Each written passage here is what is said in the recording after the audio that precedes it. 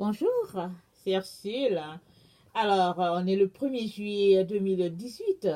Aujourd'hui encore, je viens sonner la trompette et nous rappeler que chaque jour qui passe nous rapproche de ce moment-là où vraiment les choses vont se déclencher et voilà, et on sera là devant l'évidence même du fait que, bon, voilà, la tribulation vient de commencer et puis bon, donc c'est un peu ça.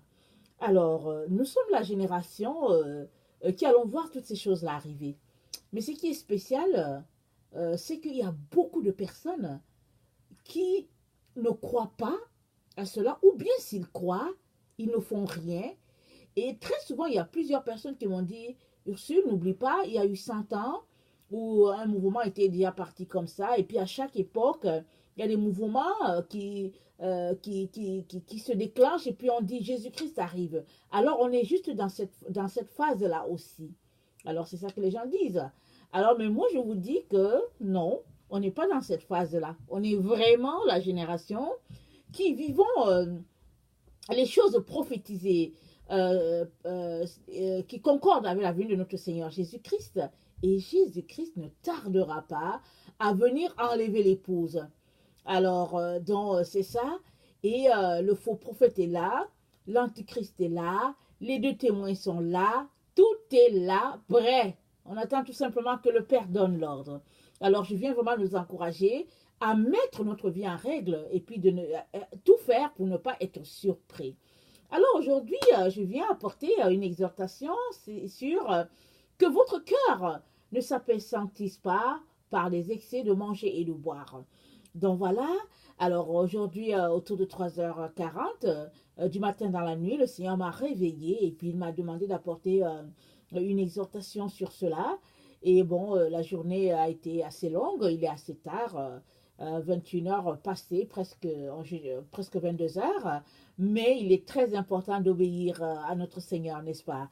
Alors, je tenais à apporter cette exhortation-là avant d'aller me coucher. Alors, nous sommes vraiment dans ce temps-là où tous crient, voici l'époux, où tous sont en train de crier, Jésus-Christ arrive. C'est ça que ça veut dire. Dans Apocalypse, dans Matthieu 25, le verset, je pense que c'est à partir du verset peut-être 3, ça dit que, bon, attendez, je vais regarder. Voilà, c'est au verset 6. Au milieu de la nuit, on cria, voici l'époux, allez à sa rencontre. Alors, toutes ces vierges se réveillèrent et préparèrent leurs lampes. Alors, on est vraiment dans ce temps-là où les gens sont en train de crier, voici l'époux. Parce que, bon, le nombre de personnes qui reçoivent des rêves concernant la venue du Seigneur a vraiment a explosé sur Internet. Et même pour ceux qui ne sont pas sur Internet, il y a des rêves partout, peu importe le continent, peu importe le pays, peu importe la ville. Il y a des gens qui rêvent que Jésus-Christ est venu et il a enlevé les siens. Et puis bon, certains rêvent qu'ils sont restés, d'autres rêvent que bon, ils sont partis. Et puis, en tout cas, le nombre a augmenté. Alors, on est vraiment dans ce temps-là, on est en train de crier, voici l'époux. Alors, si on crie voici l'époux, c'est que toi et moi, nous devons aller à sa rencontre, n'est-ce pas? Alors, aller à la rencontre du Seigneur, qu'est-ce que ça veut dire? Alors, aller à la rencontre du Seigneur, si tu vas à la rencontre de quelqu'un, c'est que tu te lèves de ta maison et tu vas le rencontrer. Alors moi, je ne sais pas comment ça se passe par chez toi, mais moi, je sais que du peuple où je viens, où mes parents viennent, quoi qu'ils viennent de deux peuples différents, quand on voit qu'il y a quelqu'un qui vient, même si la personne est encore à 2 kilomètres, alors tu cours à sa rencontre et puis tu vas et puis vous faites le chemin retour ensemble puisque la personne ne venir vers toi. Mais tu cours à sa rencontre pour l'accueillir parce que tu es content du fait qu'il vienne. Alors, est-ce que tu es content que Jésus-Christ revienne? J'espère que oui. Moi, je suis contente qu'il vienne enfin parce que bon, depuis que je suis petite, j'entends qu'il vient. Et là, on est vraiment dans le temps où il vient. On nous annonce qu'il vient. Alors, si tu es content, tu vas à la rencontre de la personne avec joie. Et puis, généralement, si la personne n'est pas contente que l'autre vienne, tu sais, ce qui va se passer, c'est que souvent, si c'est une femme, elle va dire, oh non, pas lui encore. et elle va faire semblant d'aller faire sa cuisine, de balayer sa cour, et puis elle va essayer de chercher toute sortes de stratégies pour dire que bon, comment est-ce que je vais régler ce problème? Cette personne vient encore. Parce qu'elle ne veut pas voir la personne. Mais si elle veut voir la personne, si elle est excitée à l'idée que la personne arrive, alors elle court à sa rencontre pour dire la personne est en train de venir. Alors, comment pouvons-nous faire pour courir à la rencontre de Jésus? Évidemment, c'est de quitter notre train-train de vie de tous les jours. C'est de laisser le monde, parce que quand tu cours à la rencontre d'une personne, tu laisses ce que tu es en train de faire et tu vas accueillir la personne. Alors, si tu es en train de piler peut-être ton igname, alors tu déposes ça, tu vas à la rencontre de la personne, peu importe ce que tu faisais. Si tu es en train de laver ton linge, tu laisses tout dans la bassine et tu cours pour aller rencontrer la personne. Alors, c'est ça qui se passe. Alors, c'est dit dans Matthieu 25, à partir du verset 6 au verset 7, et on dit, voici l'époux, et elles se réveillèrent et elles allèrent à sa rencontre. Alors, le verset, à partir du verset 6 et 7, on voit que bon, il y a certaines qui n'avaient pas assez de lampes et elles ont demandé aux autres si elles pouvaient leur donner un peu de l'huile. Évidemment, celles qui avaient assez de réserve ont dit, on ne peut pas partager cela avec vous. Alors, pourquoi est-ce que les lampes des autres s'éteignaient-elles? Et je pense que la réponse se trouve au verset 3 et 4. Alors, je vais lire de Matthieu 25, ça dit ceci. Les folles, en prenant leurs lampes, ne prirent point d'huile avec elles, mais les sages prirent avec leurs lampes de l'huile dans des vases. Alors, donc, au fait, il y a une différence entre ces deux groupes. Il y a un groupe qui est parti, qui a pris des réserves, et un autre groupe n'a pas du tout pris des réserves. Alors, c'était les réserves d'huile, et l'huile, nous savons tous que c'est le Saint-Esprit.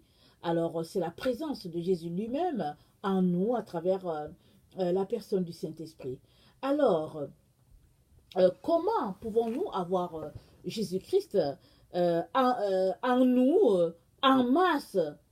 La Bible nous dit que c'est en prenant du temps dans la prière, c'est en prenant du temps dans la lecture de la parole, c'est en allant visiter les malades, obéir au Seigneur, vivre selon les commandements de Dieu, marcher dans la sainteté, dans la pureté, mener une vie de repentance à chaque jour, s'assurer que on est vraiment en train de faire ce que Dieu s'attend à ce que nous fassions, et ça, dans notre vie de tous les jours, aller vers ceux qui sont dans le besoin, aimer les frères et les sœurs, et avoir le cœur de Jésus-Christ pour ceux qui sont dans le besoin, pour ceux-là qui souffrent. Alors, c'est un peu ça, c'est comme ça qu'on peut remplir nos lampes au point d'avoir des réserves. Sinon, tu ne peux pas. Tu ne peux pas, au fait, ta lampe va manquer les réserves. Et Jésus-Christ, dans son amour immense pour nous, il nous dit que si nous voulons remplir nos lampes au point d'avoir des réserves, il faut qu'on fasse attention afin que notre cœur ne s'appesantisse pas par des excès de manger et de boire. J'aimerais ça qu'on lise Luc 21, le verset, à partir du verset 34. Alors je lis, prenez garde à vous-même, de crainte que vos cœurs ne s'appesantissent par des excès du manger et du boire, et par les soucis de la vie, et que ce jour ne vienne sur vous à l'improviste, car il viendra comme un filet sur toute la terre. Veuillez donc et priez en tout temps, afin que vous ayez la force d'échapper à toutes ces choses qui arriveront et de paraître debout devant le Fils de l'homme. Waouh! Vraiment, le Seigneur nous avertit. Aujourd'hui, il nous dit, le 1er juillet 2018, il nous dit, prenez garde à ce que vous mangez, à ce que vous buvez, à la vie de ce monde, aux vêtements, aux soucis de ce monde. Il dit de prendre garde. Parce que ces choses-là, ils vont nous rendre lourds. Alors, pardon, excusez-moi, ça peut sentir, c'est devenir pesant. C'est quand on dit que quelque chose, ça peut sentir, c'est quelque chose qui devient pesant pour nous. Alors, par exemple, tu peux manger un repas lourd en soirée et tu es tellement lourd que vraiment tu n'es pas capable de te lever pour prier. Vous savez que c'est l'été. Alors, je ne sais pas dans la partie où vous êtes, mais là où je suis, on aime beaucoup manger les hamburgers, les hot dogs, et en tout cas, on aime beaucoup aller faire les barbecues l'été. Et puis, bon, c'est facile, et puis, bon, ça va, ça passe facilement. Alors, mais, on peut aussi, en mangeant les hamburgers, on peut devenir très lourd. Alors, ayant pris conscience de cela depuis quelques années, alors très souvent, s'il m'arrive de manger des hamburgers, je vais manger peut-être un demi-hamburger, s'il vous plaît. Et ça, c'est quand c'est midi. Mais quand c'est en soirée, je fais tout pour ne pas manger le hamburger. Et puis, si je dois manger, je vais peut-être manger un quart de hamburger. Parce que la viande qui est là, c'est quelque chose de lourd. Et je me suis rendu compte que ça me rend lourd alors que j'ai développé l'habitude de me réveiller en pleine nuit pour venir rencontrer mon Seigneur. Et ça, c'est important, très important. Alors, j'ai donc pris des mesures pour ne pas me retrouver à manger un gros morceau de steak, de hamburger, et puis en tout cas tout ce qui est lourd, parce que je sais que je vais aller rencontrer mon Seigneur. Alors, donc, le Seigneur donc nous dit de faire attention pour ne pas se retrouver dans des excès. Alors, on peut se retrouver dans les excès de causerie, on peut se retrouver dans les excès de la télévision, les excès d'Internet, les excès de toutes sortes. Alors, Jésus-Christ nous dit, faites très attention. Et par exemple, avec l'âge, l'âge appesantit les personnes âgées, si je peux dire ça comme ça. Et on voit que bon, elles sont un peu lourdes, elles ont la difficulté à marcher, et puis elles s'endorment facilement. Ça, c'est l'âge, c'est le poids de l'âge qu'ils portent sur eux. Et souvent, le sommeil, on a tellement sommeil, on est fatigué que quand les gens nous parlent, et puis on ne réagit pas, les gens voient qu'on somnole, bon voilà, on sait. Ou bien souvent, l'alcool fait que bon, les gens perdent leur faculté, et puis bon, l'alcool a pu sentir plusieurs personnes, et puis bon, c'est comme bon, certaines mêmes personnes délirent. Alors, le péché a pu sentir notre lumière. Vous savez, le péché, c'est l'obscurité. Alors, quand ta vie est une vie de péché, alors tu n'arrives pas à voir la lumière, tu n'arrives pas à voir autour de toi. Alors, pour vraiment revenir à la lumière, parce que Jésus-Christ a acquis la lumière pour nous, il est donc important que tu laisses les péchés, que tu laisses certaines habitudes, que tu laisses certaines choses, ou bien même souvent la compagnie de certaines personnes pour te retrouver pleinement dans la lumière. Alors, Jésus nous dit donc que nous sommes dans ce temps-là où les gens sont en train de dire, voici l'époux, et il nous dit, prends garde, afin que ton cœur ne s'appesantisse par des excès de ce monde, que ce soit le manger, que ce soit le boire, que ce soit la mode, que ce soit le style de vie de cette vie, les maisons, les voitures, le voyage, le divertissement, la plage, la télévision, la Coupe du Monde, du soccer, toutes ces choses-là, le Seigneur dit, prenez garde. Et quand le Seigneur dit de prendre garde, ça veut dire que il te revient à toi et à moi de faire des efforts pour, en fait, ne pas tomber dans cela. Ça, ce n'est pas le travail de Jésus-Christ, mais c'est ton travail et c'est le mien. Alors, il nous revient donc de faire des efforts, parce qu'il s'est dit, prenez garde. C'est toi qui dois prendre garde pour ne pas te retrouver pris à ce piège-là où on devient lourd, alors on perd le goût de la lecture de la parole, le goût de la prière, le goût vraiment de rechercher l'intimité avec le Seigneur. Alors, c'est à toi donc de regarder dans ta vie Qu'est-ce qui fait par exemple que tu es trop lourd spirituellement? Et qui fait par exemple que tu viens prier, tu veux prier par exemple 1 heure, mais après 10 minutes, tu es fatigué, tu veux t'en aller. Qu'est-ce qui fait par exemple que, au fait, tu veux lire ta parole, par exemple pendant 30 minutes, mais après 5 minutes, bon, tu es fatigué, tu t'en vas. Alors, si tu réussis à toucher toutes ces choses-là qui font que, bon, au fait, tu es lourd par-ci, par-là, alors il te revient de prendre les mesures, de décider par exemple que, au fait, tu vas plus répondre au téléphone parce que à chaque fois que tu veux venir prier, le téléphone sonne. Alors tu peux regarder par exemple pour dire, bon, ok, j'ai des enfants, c'est plus compliqué de venir prier pendant qu'ils sont là, alors je vais prier pendant qu'ils sont couchés. Alors, c'est à toi de faire tous tes efforts pour trouver ce qui te garde lourd, t'empêchant de venir prier, intercéder. Alors si par exemple ce qui t'a senti, par exemple, c'est la relation avec les gens, c'est les causeries futiles, alors coupe ces causeries-là et puis excuse-toi auprès des amis, dis-leur que tu n'as plus le temps pour ça et puis concentre-toi à chercher ton Seigneur. Parce que ce jour-là, quand Jésus-Christ va venir, qu'il va enlever les siens, au fait, tu n'auras pas le temps de lui dire, Jésus-Christ, j'allais à l'église, Jésus-Christ, j'allais à la réunion de prière, Jésus-Christ, tu sais, je t'aime beaucoup et tout, mais il n'y aura pas le temps. Et tu vas tout simplement te retrouver plongé à vivre dans ce temps de tribulation et ce que tu ne voulais pas. Alors, donc il est important, il est très important qu'on puisse vraiment tout faire pour regarder dans notre vie ce qui nous garde loin de notre Seigneur et travailler à ce qu'on puisse retourner à l'essentiel. Donc voilà. Alors, Jésus-Christ nous dit donc que si nous ne sortons pas des excès, de manger, de boire, etc., comme on vient de parler, ça va nous éloigner de notre Seigneur.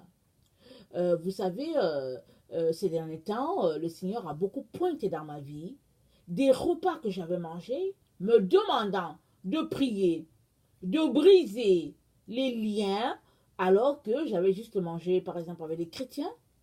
J'avais mangé des repas, au fait, pas avariés ou quoi que ce soit, mais parce que je viens de voir le Seigneur et que je demande au Seigneur de briser tous mes liens, de me montrer toutes ces choses qui me gardent captive.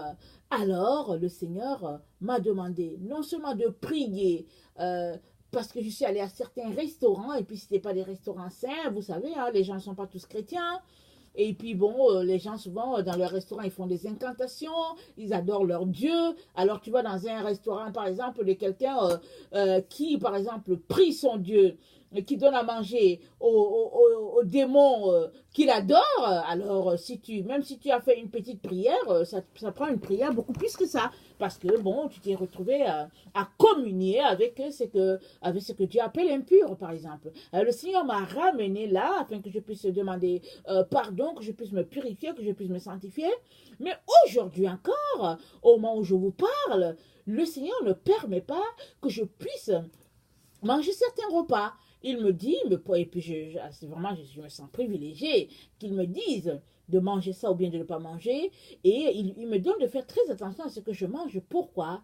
Parce qu'il ne veut pas que je devienne lourde et que quand il me réveille à 2h, 3h du matin, je suis tellement lourde que je n'arrive pas à fonctionner. Le Seigneur veut que je sois légère, peu importe à quel moment il me réveille. Alors ça, c'est important pour toi de regarder dans ta vie qu'est-ce que tu manges. Et puis s'il faut juste que tu manges un repas et que le soir tu prends quelque chose, un thé, alors fais-le parce que tu as besoin de prier. Alors ça, c'est l'une des raisons pour laquelle Dieu a dit à Israël, voici ces animaux-là, c'est des animaux impurs, voici ces animaux-là, c'est des animaux purs. Et il a demandé à Israël de ne pas manger ce qui est impur. Parce que Israël, c'était le peuple saint.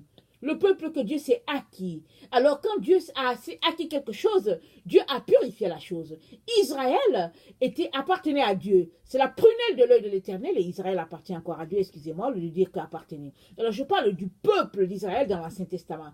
Alors, étant saint, étant sanctifié par Dieu, Dieu ne voulait pas qu'ils mangent des choses impures. Alors Dieu a pointé à ses enfants, voilà tel oiseau c'est impur, voilà tel poisson, puis etc. Il a donné tous les détails. Afin que Son peuple ne se retrouve pas à manger ce qui est impur. Alors c'est la même chose aujourd'hui envers nous. Alors il est important donc, si tu es un enfant de Dieu, il est important que tu puisses t'assurer que tout ce que tu manges, c'est clean, c'est propre, c'est sain. Parce que vous savez quoi? Notre ADN est fait de protéines en grande partie. Alors les protéines, ce sont les choses qu'on mange. Et dans notre ADN, il y a le côté matériel, mais il y a aussi le côté spirituel. Alors si tu viens, par exemple, tu manges avec quelqu'un qui passe son temps qui a pratiqué de la magie, par exemple, quelle communion peut-il avoir entre vous? Comme la Bible dit, quelle communion peut-il avoir entre Bélial et puis Jésus-Christ? Il n'y a pas de communion entre vous. Alors si tu t'es retrouvé à manger, à échanger un repas, à partager, à communier avec quelqu'un qui n'a pas le même Dieu que toi et puis qui pratique, c'est très important que tu t'arrêtes, que tu demandes pardon, que tu purifies tout ton être et que tu fasses attention pour que demain, avant que tu viennes t'asseoir sur une table avec quelqu'un, un enfant de Dieu par exemple, assure-toi que ce n'est pas quelqu'un qui mène une double vie. Parce que les esprits se communiquent. Alors, il est donc important à cette heure critique où nous nous trouvons de tout faire pour nous dépouiller de toute souillure et de mener une vie qui plaise à notre Seigneur. C'est pourquoi le Seigneur vient nous dire en ce jour de faire très attention afin que notre cœur, ne s'appesantisse pas par des excès. Les excès de manger, les excès de boire, les excès de toutes sortes. Et quand il y a excès, ça veut dire que cette chose-là qui excède devient notre Dieu. Et elle prend toute la place.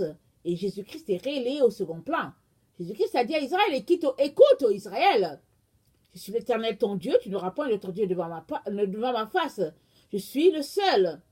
Et Dieu, je suis ton Dieu, c'est ça que Dieu a dit à Israël. Tu n'auras point d'autre Dieu devant ma face. Tu ne te prosterneras pas devant d'autres dieux. Tu ne les adoreras pas. Parce que je suis un Dieu jaloux. Alors Dieu nous veut à lui seul. Mais très souvent en tant qu'humain, on veut mélanger. On veut faire du flirt.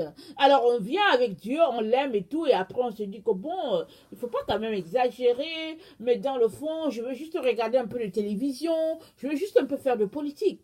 Assure-toi que, pendant que tu es en train de faire ta politique, en train de faire tes choses, assure-toi que cette chose-là, que tu es en train de regarder, ou bien en train de lire, en train de visionner, peu importe, que cette chose-là ne prend pas la place de ton Jésus-Christ.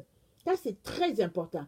Jésus-Christ doit être le seul, le premier et le dernier dans ta vie. Il doit être ton tout.